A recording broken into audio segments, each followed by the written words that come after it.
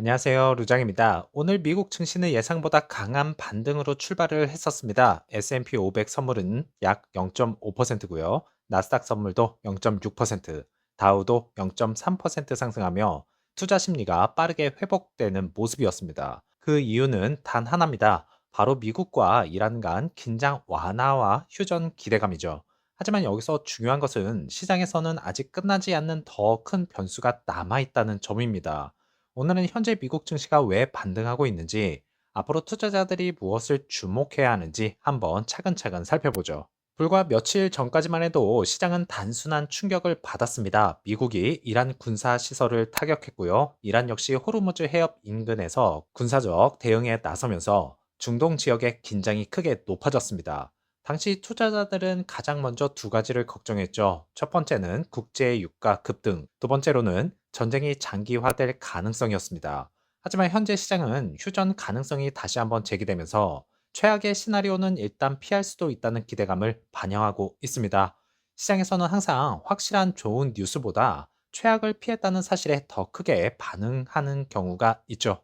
그런데 유가는 왜 아직 오르고 있을까요? 휴전 이야기까지 나오는데 브렌트유는 배럴당 약 72달러, WTI 역시 70달러 수준까지 올라와 있습니다. 이유는 시장은 아직도 호르무즈 해협이라는 변수를 완전히 해소됐다고 보지 않기 때문일 것입니다. 만약 작은 충돌이라도 다시 발생한다면 원유 공급은 즉시 영향을 받을 수 있다는 리스크를 안고 있죠. 자, 지난주 기술주는 왜 크게 하락을 했을까요? S&P 500은 약 2%, 나스닥은 마이너스 4.6% 하락했습니다. 특히 엔비디아, 알파벳, 애플, 메타, 아마존 등 대표적인 빅테크 기업들이 큰 폭의 조정을 받았었죠. 이유는 전쟁 때문만은 아닐 것입니다. 시장에서는 유가 상승이 다시 인플레이션을 자극할 수 있다고 우려하고 있는 것 같습니다. 유가가 오르게 되면 운송비, 생산비, 기업 비용이 함께 증가하죠. 그러면 연준은 금리를 쉽게 내리지 못할 수도 있습니다. 결국 성장주에는 불리한 환경이 만들어지는 것이죠. 자, 흥미로운 점은 다우 지수는 오히려 상대적으로 강했습니다. 메르크와 존슨앤존스와 같은 헬스케어 기업들이 크게 상승했기 때문인데요. 전쟁이나 경기 불확실성이 커질 때 투자자들은 일반적으로 안정적인 현금 흐름을 가진 기업으로 이동합니다. 이를 리스크 오프 현상이라고 하는데요. 하지만 오늘 선물 시장을 보면 움직임은 반대로 리스크 온 분위기로 약간 바뀌려고 하는 분위기로 가고 있다고 보고 있습니다. 자, 많은 투자자들이 중동 뉴스만 보고 있지만 이번 주 시장의 진짜 핵심은 목요일 발표되는 미국 6월 고용 보고서겠죠. 원래는 금요일 발표지만 미국 독립기념일 휴장으로 하루 앞당겨졌습니다. 이게 왜 중요할까요? 고용 시장은 연준이 가장 중요하게 보는 경제 지표 중 하나입니다. 만약 고용이 예상보다 강하다면 금리 인하 기대는 다시 약해질 수 있습니다. 반대로 고용이 둔화가 되면 시장에서는 연준의 금리 인하 가능성을 더욱 높게 반영할 것입니다. 즉, 이번 주 시장은 중동보다도 고용 보고서에 더 크게 움직일 가능성이 있다 보고 있습니다. 시장은 언제나 가장 불안할 때 가장 빠르게 방향을 바꾸기도 합니다. 현재 투자자들은 전쟁이 확산될 것이라는 공포보다 긴장이 완화될 수 있다는 가능성에 더 주목하고 있습니다.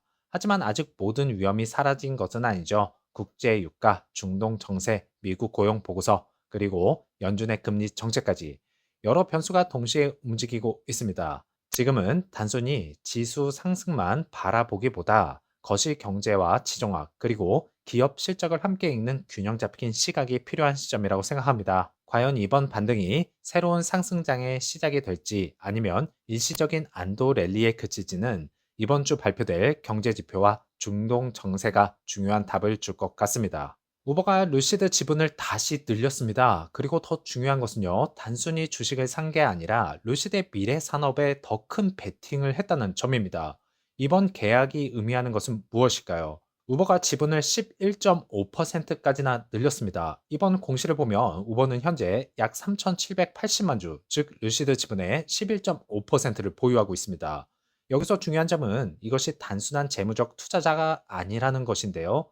보통 기업이 다른 기업 지분을 이렇게 크게 확보하는 이유는 크게 세 가지죠. 첫 번째로 장기 전략적 협업, 두 번째로는 공급망 안정, 세 번째로는 미래 수익 공유. 이번 계약은 세 가지가 모두 포함되어 있다고 볼 수 있겠습니다. 자, 원래 계약은 최소 2만 대의 그래비티 공급이었죠. 하지만 이번에는 최소 3만 5천 대 이상으로 확대됐습니다. 무려 75% 증가한 규모인데요. 여기서 끝이 아닙니다. 더 중요한 변화가 있습니다. 기존 계약은 그래비티 SUV 중심이었다면 이번 계약부터는 루시드 차세대 미드사이즈 플랫폼 차량까지 포함이 되어 있습니다. 이 부분이 가장 중요합니다. 왜냐면요. 그래비티는 프리미엄 SUV입니다. 판매량에는 한계가 있죠. 반면 미드사이즈 플랫폼은 가격 경쟁력을 갖춘 대중형 차량이죠. 시장 규모 자체가 완전히 다르다는 것입니다. 쉽게 말하면 지금까지는 고급 세단 SUV를 판매했다면 앞으로는 훨씬 더 많은 고객층을 대상으로 하는 시장에 진입하는 것입니다. 자, 그래서 루시드는 지금까지 기술은 최고지만 가격이 비싸다라는 평가를 받아왔죠. 하지만 미드 사이즈 플랫폼은 처음부터 원가 절감을 목표로 설계되고 있습니다. 공통 부품 비율은 높이고 생산 효율은 개선되며 대량 생산이 가능하도록 설계되고 있죠. 즉, 루시드가 처음으로 판매량 확대를 노릴 수 있는 플랫폼인 것입니다. 그리고 우버가 바로 이 차량을 계약에 포함시켰다는 것은 상당히 의미 있는 신호죠. 그렇다면 우버는 왜 이렇게 적극적일까요? 왜 굳이 테슬라가 아니라 루시드일까요? 이유는 크게 네 가지입니다. 첫 번째, 루시드의 900V 전기 아키텍처입니다. 충전 속도가 빠를수록 로봇 택시는 더 오래 운행할 수 있죠. 운행 시간이 길어질수록 수익성이 높아진다는 것입니다. 두 번째로는 내구성과 효율입니다. 운행 거리가 길수록 운영 비용이 감소합니다. 세 번째로는 실내 공간인데요. 그래비티는 승객 편의성이 매우 뛰어난 차량입니다. 네 번째로는 차량을 처음부터 소프트웨어 중심으로 설계했다는 점입니다. 자율주행 업데이트에 매우 유리하다는 것이죠. 이번 프로젝트는 루시드 혼자 하는 것이 아닙니다. 누로가 자율주행 시스템을 제공하고요. 우버는 플랫폼을 제공합니다. 루시드는 차량을 공급하죠. 즉, 각 회사가 가장 잘하는 역할을 맡고 있습니다. 이런 형태를 산업에서는 생태계 구축이라고 부르고 있죠. 우버는 이번 계약과 함께 추가로 2억 달러를 투자했습니다. 총 투자금은 5억 달러가 되겠네요. 여기서 중요한 점은 우버가 단순히 차량을 주문한 것이 아니라 회사의 주주가 되고 있다는 것입니다. 주주가 되면 기업 가치가 상승할수록 우버도 함께 이익을 얻겠죠. 즉, 루시드의 성공이 곧 우버의 성공이 되는 구조라는 것입니다. 현재 루시드는 현금 소모가 큰 성장 단계에 있습니다. 이 시기에 우버의 투자금은 운영 안정성을 높여주는 역할을 하게 되겠죠. 또한 대규모 공급 계약은 향후 생산 계획을 보다 안정적으로 세우는 데 도움이 될 것입니다. 다만 투자자들이 유의할 점도 있습니다.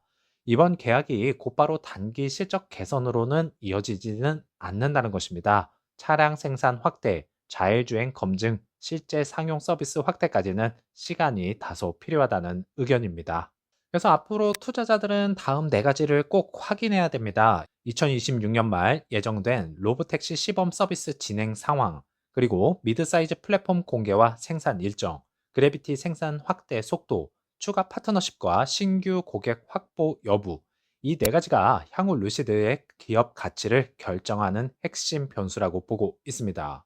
자, 오늘의 뉴스는 단순히 우버가 주식을 더 샀다라는 한 줄짜리 뉴스가 아닙니다. 이번 계약은요, 차량 공급 계약, 전략적 투자, 자율주행 생태계 구축, 그리고 미래 모빌리티 사업 확장이라는 네 가지가 동시에 담긴 중요한 변화라고 할 수 있겠습니다. 하지만 분명한 것은 우버는 단기적인 기대감이 아니라 장기적인 사업성을 보고 움직였다는 점이 가장 크겠죠. 앞으로 이 협력이 실제 로보택시 서비스로 이어지고 미드사이즈 플랫폼이 성공적으로 출시만 된다면 루시드의 기업 가치는 지금과는 다른 기준으로 평가받을 가능성도 있습니다. 힘내시는 오후 되시고요. 다음 영상에서 찾아뵙겠습니다. 감사합니다.